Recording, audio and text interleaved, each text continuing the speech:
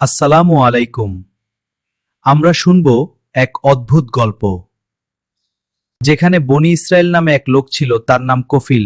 সে অনেক খারাপ কাজ করত, কিন্তু আল্লাহর রহমত কখনো শেষ হয় না।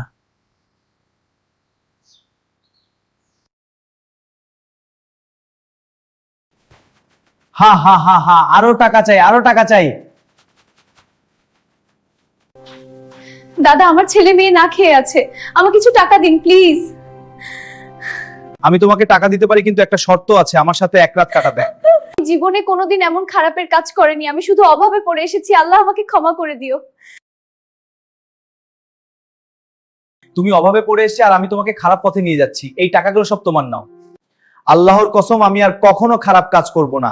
আজ থেকে আমি তওবা করছি। মাফ চাইলে আল্লাহ তাকে ক্ষমা করে দেন। এক মুহূর্তের সিদ্ধান্ত পুরো জীবনটাকে বদলে দিতে পারে।